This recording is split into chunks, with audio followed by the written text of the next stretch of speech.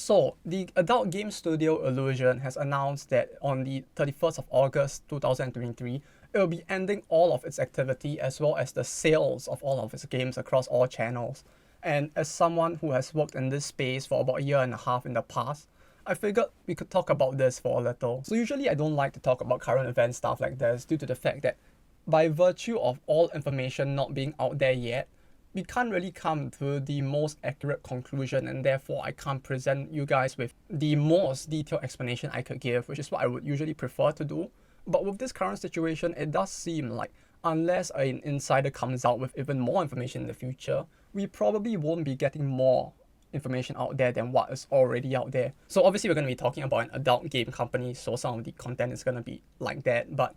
if you're not above the age of whatever is legal in your country to be consuming that kind of content, you can click off the video now if you want. I'll just put this as a disclaimer here in case I don't want to deal with like getting Shadow Realm or talking about content which potentially might be viewed by the wrong type of audience. That said, if you really want to stay on the video for some reason, you can just like cover your ears and watch my mouth move. You can stare at the suit, which is not very good, but at least it'll give you some level of entertainment if you really just want to look at my face for some I don't know why reason. It's not even that good. So Illusion is famous within its circles for creating the adult games Koikatsu and Honey Select. I use the word game in the lightest of sense since these are more like 3D modeling applications with a visual novel built into it. Like what most people use the software for is more for its custom character creation tools, due to the fact that once you install a bunch of mods to add in more assets or buy the DLCs, you are kind of able to create characters from pretty much any anime or series that you want with very high levels of detail, with Koikatsu being the more 2D-ish looking one and Honey Select being the more 3D-ish looking one. And they were actually very successful at that, if anything, gathering fans not only within Japan, but quite a decent following outside of Japan as well within these circles. To put it into perspective, in the year 2019 in June, when Koikatsu released on Steam, in spite of the fact that this wasn't the only nor the first way that you could get this game in English, it actually sold so many copies that it actually entered Steam's list of the top selling games for the month. This means that this adult custom character generation game thing sold as well as Barrel Trauma when it entered early access, as We Are Billions when it exited early access, as Octopath Traveler when it entered Steam, and Cooking Simulator, though I feel like no one else really cares too much about that one. And this also means that it did as well as the Castlevania game that was produced by the creator of Castlevania that wasn't really Castlevania but Bloodstained instead. So we're talking about a game that was actually pretty successful by most standards, and yet 3 years later here we are. 4 years later, with the company announcing right after its 30th anniversary celebration goods sale that it will be ceasing all operations as well as terminating the ability to purchase its games on all platforms after the 31st of August. Yes, I did say 30th anniversary. I don't know how the Cool article managed to get it completely wrong and put that 22 years. You could just check their website and you can see plastered at the top 30th anniversary, and somehow the article managed to get it wrong. But yes, it is indeed the 30th anniversary and their 30th year of operation, during which they actually decided to put an end to this studio. So obviously, when a company that has been doing so well for so long and that was still popular enough that their 30th anniversary goods almost sold out according to the banner on their website, suddenly says that they're ceasing all operations all of a sudden, in spite of the fact that their recruitment page was still up until the last minute, it really does feel like something very big must have happened in the background, right? And obviously there have been many speculations, all of which no one can confirm at this period in time. But let's look at what some of the possible causes that exist within the industry that could have resulted in this are. Obviously there have been some people who have been speculating that, well, this is a company that has been producing nothing but character creator software, not so much an actual visual novel with a very deep plot to it. So there's only so far they could go before they would run into the issue of them being not as popular as they used to be in the past. But I feel like that is more of the end result of the existing causes, if any, rather than that being the cause of the company toppling itself. As we have seen, it did very well considering the size of the company. So before we get even deeper into this, let me just explain something real quick, because it seems like this is something that most people aren't talking about with the situation, which is that while Illusion is coming to an end, this does not mean that the company is coming to an end. And by this, I mean that Illusion is a brand of the overarching company. And this is a tactic very commonly used by this kind of visual novel or adult game releasing companies, where typically the brand would have its own website, the game company would have its own website,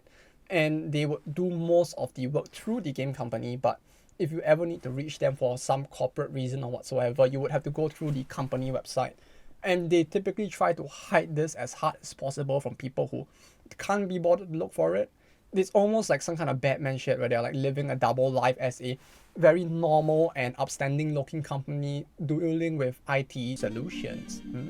in one hand, and then dealing with, well, that kind of content on the other. And it's the same in the case of Illusion. Illusion is the name of the brand, and the company that runs the brand is i1 Plus, which is, as you can see from the website, it looks like a very normal IT solutions company. I mean, in a sense, they are providing solutions, but not the solutions for, your PC, just more for the body itself in a way. But we won't talk about that for now. What is important is the fact that while the brand is coming to an end, there has been no announcement whatsoever that the company is coming to an end. So it feels like while they are saying that they're putting an end to the brand, the company itself is not something they're gonna kill off on top of that. And if you go to the actual announcement page for the entire ending of the brand itself, in the URL it also says "see you next time" instead of like some other different type of farewell, which feels like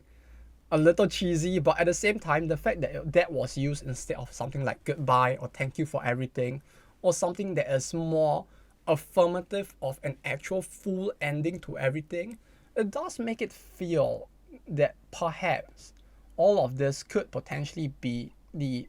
plan for them to just get rid of the brand. And while it may not be possible for us to know for sure, with that out of the way, let's go back to what we were talking about, which was what industry side situations could have caused this to happen. And there are quite a few potential possibilities for this. The first of this would be the fact that there has been an increasing amount of government clampdown on adult content within Japan. To put it very simply, because this would get into a very deep explanation otherwise, the board that reviews adult content and whether or not it can be sold to the public within Japan has, across the years from the early 2000s till now, changed multiple times.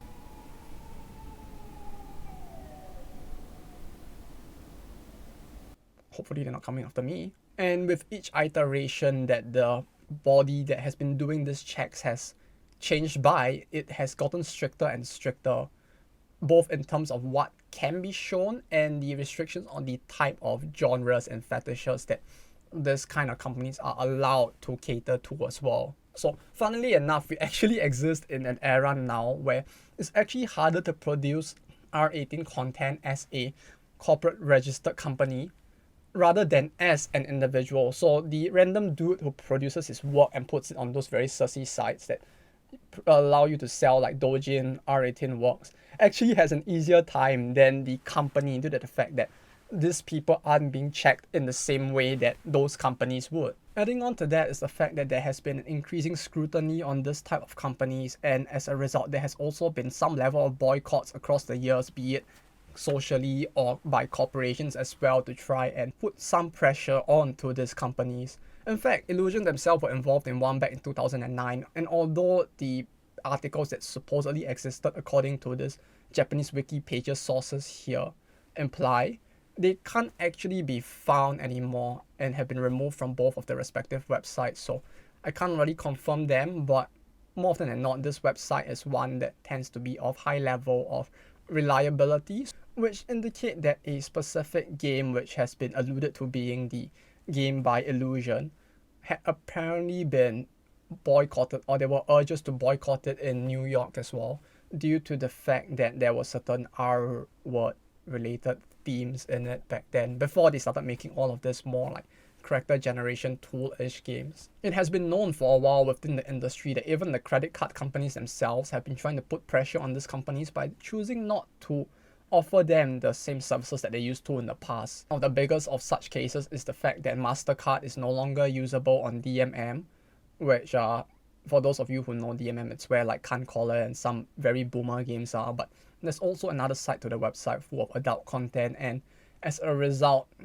access to the usage of MasterCard for the entire site had been removed quite a few years back. And it's not just overseas either, even within Japan, it's been getting harder and harder for this kind of companies to operate. And it's mostly largely being said now that unless you are a very big company within the space, or you have the protection of certain politicians in the government, because there are some who are actually pro the existence of adult games as well. If you are a medium to small size company,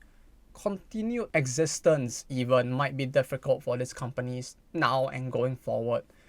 And with the size of Illusion or I1 Plus games, it does feel like it might be very difficult for them to continue on with their type of services they've been providing till now. As a result, the combination of all of these factors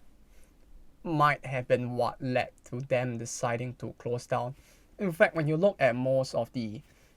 adult game companies out there, many of them don't really produce as much as they used to anymore. I mean, based on the one that does like Koihime Muso has been producing more mobile games instead. Well, I say mobile, but it's largely through DMM. Then you have Alicesoft, which used to produce like Runs and Dona Dona. I don't think they have produced a single game in the past 2 years aside from more visual novel-ish stuff and a mobile game. So there has been a trend of these companies, especially the ones that used to be very famous in the past, slowly reducing their operations to some extent in terms of producing new games and are relying on stuff like mobile games as well. Obviously, you could say that it's because the gachas are more profitable and therefore every company is going in that direction, which may not totally be wrong, but at the same time, it does also seem like with the increasing scrutiny on the production of new, full price consumer game titles, there might have been a internal incentive for these companies to avoid all of that hassle by shifting into this more mobile market where, since you're just constantly producing content for an existing game, it's easier for them to get through most of the issues with the censor boards and all that as well. And the third possible reason, and this is something that came up when I was talking to some of my friends about what could have potentially caused this, was the fact that it could have just been due to the possibility that they were unable to diversify well into other fields. And what I mean by this is that if you look at their more recent game releases, you would notice that all they really release is just Koikatsu Honey Select and another character customization game software thing. So they really haven't been doing anything else other than making these, and it would seem that potentially they might have just thought that, yeah, since Koikatsu Honey Select, since this have succeeded, we just need to keep making more of this and it will somehow work out well, in spite of the fact that when it comes to games like this, unless they're gonna do something very massive in terms of revamping the graphics or something, or changing up the types of ways that you can interact with the characters in-game, it isn't going to give them much more of a value proposition to their users, you could say. If you look at the company back in the past, you will notice that prior to Koikatsu, they tended to have a bit more variety in the types of games that they produced, starting off in 1993 with Angel Army, which was more of a tactical game, if anything, which didn't really have much NSFW content. And as you look at the type of games they have produced along the way, they have produced quite a large variety of games, only for this to be funneled down into specifically one type of game. And it's a type of game where it is a lot more difficult to get people to buy a sequel, since the people are playing it not so much for what the developer themselves are putting into the game, but more so what models have added that allows users to achieve the type of, preciseness in character creation that they could want to achieve. And in terms of like other features as well, it's like players are the ones adding mods that gives all sorts of weird king things in as well. And so it does feel like perhaps their inability to break into other types of games might have resulted in this as well. But the reason why I'm putting this after the other 2 points is due to the fact that when you consider everything that has been happening till now, the lack of ability to deal with payment gateways that has been occurring now, all of the other types of companies that they used to interact with potentially cutting or reducing the services they provide, and the fact that now there is the whole censorship thing that's getting a lot stricter, so the amount of content they can put into the game is also getting more and more restricted. Can you really blame them? Like, I'm starting to see why more and more of these companies are moving into gacha games due to the fact that if they're making a live service game, they have to deal less with all of these issues. But while I do respect Illusion for not going down that path, it does feel like their inability to find a way to expand out of just the one specific niche they were making, and the fact that they were trying to produce sequels that were not that impactful to the type of game that they were making, kind of makes it feel like as a result of all of this, they kind of resulted in them potentially maybe not having performed as well in their later game releases, which caused sales of the titles in general to fall, and therefore the company to very quickly fall into a point of being non-profitable. Especially when you consider the fact that the company is only 26 people, there isn't really much ways for them to cut costs or anything. So if they were in a situation where they weren't even really capable of ensuring that they could make ends meet for this small group of people, it might be very hard for them to continue production as a result. Though actually no, there is one speculation that I want to throw out there, which is that there is a possibility, however small, that perhaps this might be due to some cease and desist they might have gotten from another company instead. Because like I mentioned before, this is a tool which, if you were to use the tool as well as certain other mods or DLCs, you might actually potentially be able to recreate characters from other IPs within the game itself. Meaning that this game is kind of in a way serving as a gateway for people to produce R-rated content about characters from other people's IPs, and perhaps one of these other companies might have gotten very annoyed about the whole thing, because due to this is not like you putting like Scooby-Doo into Persona or something like that, where you're just reskinning the character in the game, where the game has nothing to do with the original IP, but instead this game has a character creation mode, which arguably some people use more than the actual gameplay itself. And once you've created the character model, you can use it in a separate mode to model scenes and situations with some level of animation or as still frame images. So you technically could produce characters from other IPs and put them in whatever situation or scenario you wanted within this game itself. And while the company isn't directly the one that is producing that content that infringes the IP, they are essentially running a software as a live service that does actually allow people to infringe on that. So it might be a crazy like conspiracy theory or something at this point, but it does feel like there is a possibility that they ended service and even ended sales of the game precisely because of this specific scenario. So at the expense of being called a tinfoil hat conspiracy theorist, I want to put it out there that this might actually be a potential reason as well as to what could have caused this abrupt end of not only their services,